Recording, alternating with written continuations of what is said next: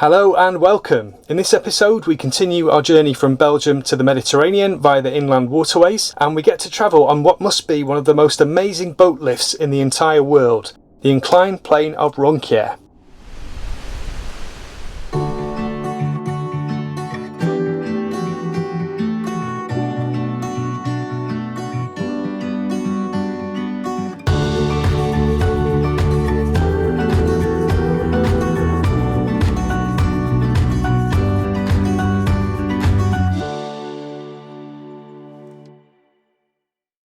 We've just spotted the name of that boat over there.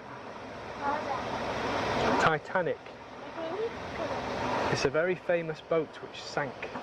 It's called the Titanic and it sank. It's not that one, it's a different one. But it's quite unusual, I guess, for a boat name, probably.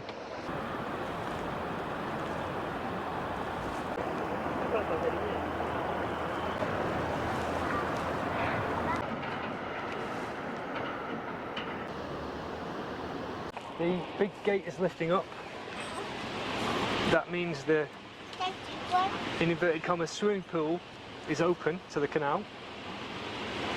And when they come out, then that'll make room for us to go in. Bonjour.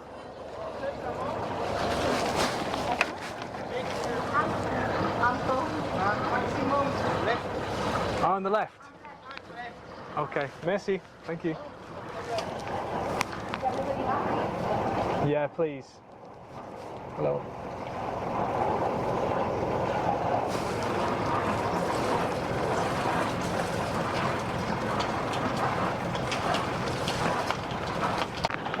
Okay. The gigantic swimming pool is now taking us up the hill. Amazing. Quindi praticamente lui viene con ogni fortuna quando usciamo. Yeah, we need to stay upwind because the wind is going to try and verso dentro. yeah, like against the wind to make sure that we don't get blown sideways. You can see where the water is down there behind us. Can you see it? La piscina. Yeah, exactly. This is the piscina that we're in now, the big swimming pool. And it's got lots and lots of wheels. Yeah, on the bottom of this, it's got lots and lots of wheels. Underneath us, there are lots and lots of wheels, like a train. Yeah, it's good that it's going slowly. See the big counterweight there just going under the caisson. This is probably a good time to look at the big picture, the overview of the Helen Vlak Ronquière, and answer some questions that people might have. So first of all, why is it here in the first place? Well, in the past, the canal used to do this. It used to do a big wiggly route through a fairly hilly area to get just from here to here. And on this section, there are 14 locks. Now, back in the 1950s, the Belgian government wanted to increase the capacity of this canal, along with many others, up to be able to carry vessels of up to 1,350 tonnes. In order to do that in this area, they would have had to modify not only the canal, but also each of the 14 locks. And then at the end of that process, you still would have had up to 2 days navigation just to get from here to here. Not only would that have been slow and inefficient, but it also would have consumed a gigantic amount of water, because each of the new, now larger locks would have used millions of gallons of water every time it was used. So just one vessel coming up or down would have created a massive demand for water. After looking at lots of different options, in the end they decided that an inclined plane was the best way to do this. So how do you go about building a boat lift which can move vessels of up to 1,350 tonnes up or down a 68-metre incline? Of course, there was lots of planning involved first, so they did geological surveys and they saw that the bedrock was no more than 10 metres down below the surface. So they chose their spot to create the incline, and then they created the incline, which is easier said than done. After this was done, it was all covered in reinforced concrete, and then on top of the concrete they laid down a set of railway tracks in effect. The railway tracks carry the caissons, which are almost like gigantic swimming pools, which when full with water weigh in the region of 5,000 tonnes. So they have to have lots of wheels, 236 I believe, which are mounted on springs so that they can take into account any undulations on the route. Of course, dragging 5,000 tonnes up a hill isn't easy, so to increase efficiency, they've got a lower section in the centre of the reinforced concrete area that they made. And they've got another set of train tracks down there and guide rails. And then on top of there, they have a big, heavy counterweight, which weighs approximately 5,000 tonnes. And of course, you've got some pulleys at this end and winches and steel cables connecting the two together. I was thinking about the water and the caisson and the gates and the canal and how they all interacted with each other. And I think there's actually a really simple solution that they've used to do this. So if you look at the top-down view of the caisson, that's just one side of it, you just kind of make it that shape. And then if you drop a gate into here, then the weight of the water is obviously acting on that and pushing against it. So if you just got a kind of D-shaped seal in this area, then that stops the water from leaving, and the weight of the water keeps the gate in place while the caisson is on its journey up or down. Then if you imagine a similar arrangement for the canal, the canal is that shape, you've got your gate in there, and then the weight of the water keeps the gate closed and sealed while the caisson is no longer there. Then when a caisson arrives and is in position, I imagine that lifting those gates would be extraordinarily difficult like that, but if you just add some water in there, then it gets a lot easier. So I imagine they add some water into the gap and then they lift the gates upwards, and that allows the water from the canal into the caisson and vice versa. With displacement of water, this kind of always stays the same weight, whether you've got a tiny little boat like ours in there, because you've got caisson in the water which weigh a total of about 5,000 tonnes. If we go in there with our 5-ton boat, then we displace 5 tonnes of water from the caisson. So it still weighs 5,000 tonnes. Whereas if a big barge comes in, which weighs 1,350 tonnes, that will displace 1,350 tonnes of water, and the complete package of caisson and water and vessel will still weigh approximately 5,000 tonnes. In case anybody's wondering why don't they use one caisson as the counterweight for the other caisson, then that wouldn't have any redundancy in it. So you probably could do it that way, but if you ever have a problem or if you want to do maintenance, then the entire boat lift is out of action. And now that they've made the old section of canal redundant, that would mean nobody could pass this section of canal. Whereas with a separate caisson counterweight, you've always got 2 separate systems. If one of them needs maintaining or breaks down, then you've got the other one, and the canal can still function at a reduced capacity while that work is ongoing. As I mentioned before, a huge advantage of this is that it doesn't consume water, basically any at all really, because you're moving water from the lower section of canal to the upper section of canal and then back down again. This is a huge advantage compared to a series of massive locks, because every time you operate a lock, whether you're going up or down, it uses millions of gallons of water. Talking about water consumption, there is another really clever thing going on here, because the lower sections of canal do need to be fed by water to supply the locks further downstream. So what they did was they built a 2.2 metre diameter pipeline running alongside the boat lift, and at the bottom of this pipeline they've got 2 1 metre diameter inlet turbines. Each of those turbines drives a 1.5 megavolt ampere alternator. So with the passing of the water, which they need anyway, they're constantly generating electricity 24 hours a day, 7 days a week. The electricity that they generate can be used to power the boat lift itself, so it can power itself, and any excess that they don't require is sold to the grid.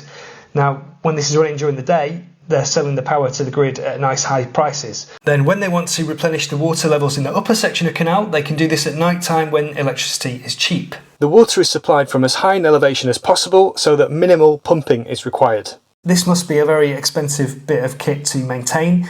Just one example, look at the cables which connect the caissons to the counterweights. They are 55mm diameter steel cables. They've got 8 of them, and they're 1,480 metres long. So when you look at the entire boat lift, that comes up to a grand total of 24 kilometres of 55mm cable. That's about 15 miles of cable. So of course this boat lift is not a cheap thing to build or maintain, and I believe any revenue generated by the electricity generation is well deserved. While we're on the subject of costs, if anybody's curious about how much it costs to take a boat like ours on a boat lift like this, then it is included in the license that you pay to use the waterways. We bought a waterway pass for 6 days, which was €57, so about $65, and that gives you access to thousands of kilometres of canal network, lots of free moorings, access to water, the use of all the locks, and also this boat lift. I don't know what you think about that, but we thought it was incredibly good value. We would like to say thank you to the website ronquières.org for all the photos and information which was invaluable in putting this video together. We'd also like to say thank you to Aerial Drone Horizon for the drone footage. You'll find a link in the description to their YouTube channel. And finally, we'd like to say thank you to anybody who's ever been involved with the Ronquières Inclined Plane, whether that be the design, the construction, the operation or the maintenance of it. We appreciate how much work has gone into this, and it was a huge privilege for us to be able to travel on it together.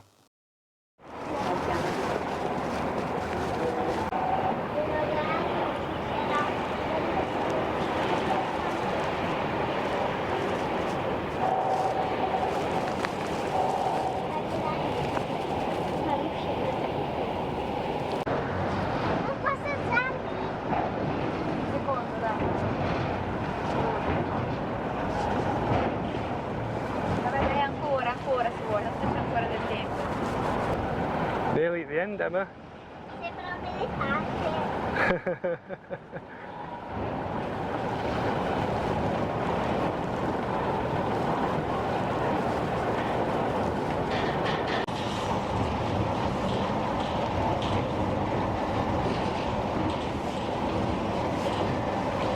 You want to be under the tarpaulin, darling, when we leave, because otherwise you'll get that water on your head. It's not very clean water.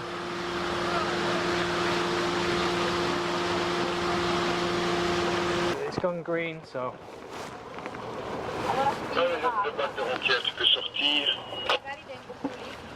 Merci beaucoup.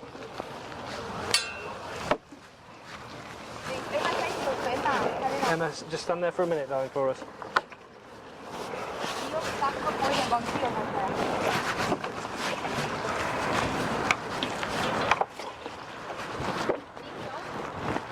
It's okay, darling. No, we're okay.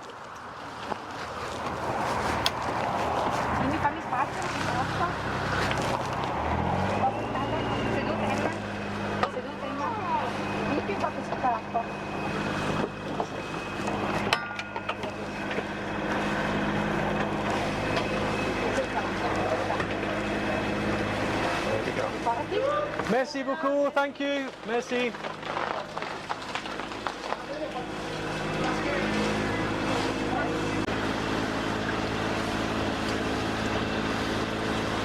What did everybody think of that then? I thought it was amazing. Like, mind-blowing really, the engineering behind it. 14 locks less, or 18 locks, or whatever it is. It saved us a lot of faffing about, didn't it? A lot of stress.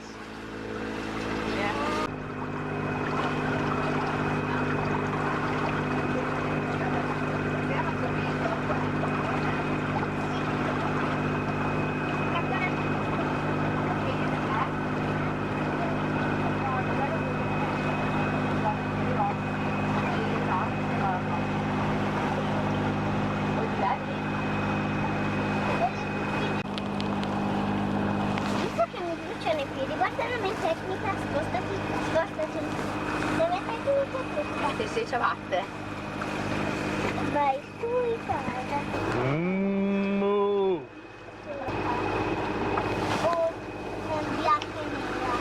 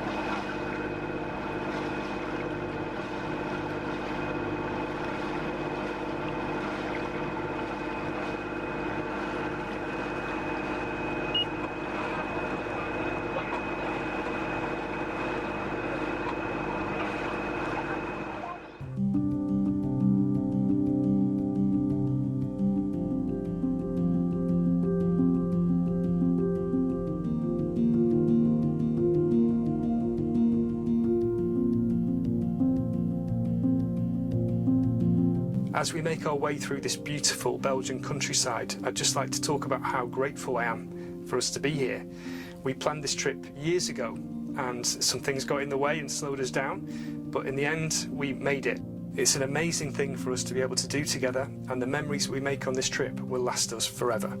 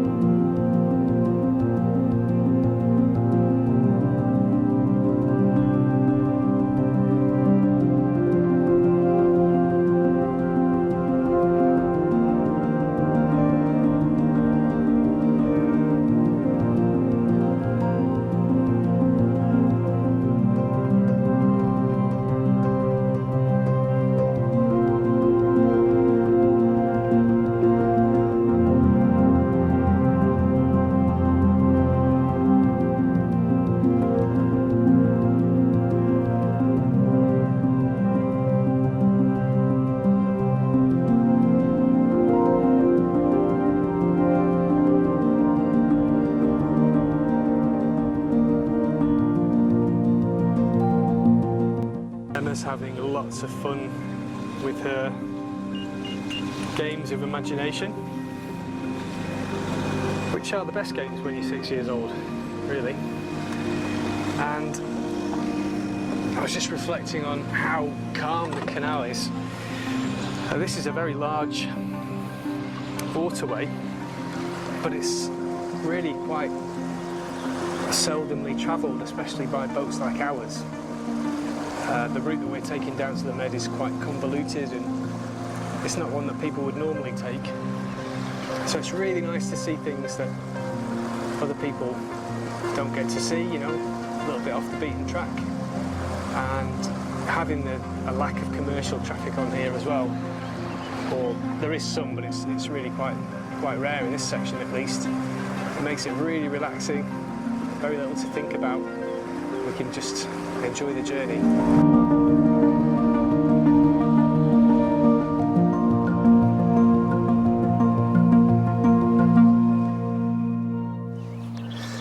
Here we are then, this is our home for the night. We've tied up just next to the lock.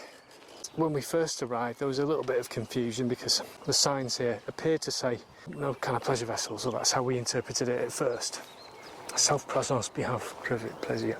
But actually we found out, we were going to phone the lock keeper to ask if we could stay here, but we found out from another couple who have a vessel on the other side of the lock, and it used to say no mooring apart from pleasure vessels, which makes sense because here we've got the small bollards for smaller boats as opposed to the big massive ones widely spaced for the larger boats.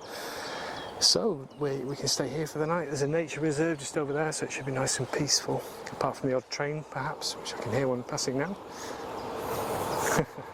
Right on cue. And we're going to go and get some food. Rosella's been cooking some rice, so we're going to go and eat that now. Have a nice relaxing night. You did very well today, Emma, thank you for all your help. So did Mummy, she was a superstar too. Well, we've been playing some imagination games using homemade masks and things like that. And now we're having a game of cards, and it's a little bit chilly, but our lovely oil lamp just takes the edge off. The girls have just opened a can of whoop backside on me, and I have lost. And now it's time for me to win, isn't it? No, we'll see. Ah, I think it is. It must be. We don't think so. It's not fair to gang up on people. Allora amore, tu la tiri a me, io la tiro a te. No, tu la tiri a me, io la tiro a te. E dai a te, vai. Quello? Ok. Scusa, tocco di nuovo.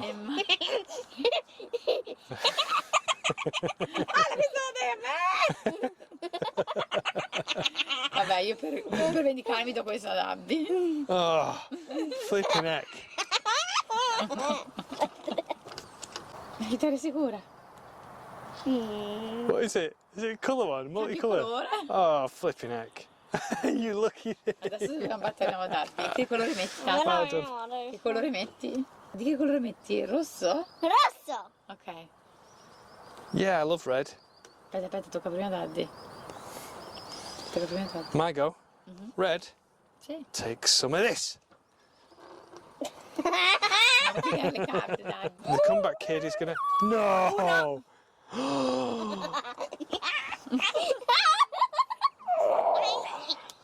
Oh no! Speriamo che non mai faccio niente. Vai! Yeah! Oh, look at this. 1, 2, 3, 4, 5, 6, 7, 8. Siamo troppo brave, Mimi. 10. I had 10 cards at the end. Ah, dai, non c'è speranza. Siamo. No, amore, un'altra. L'ultimissima.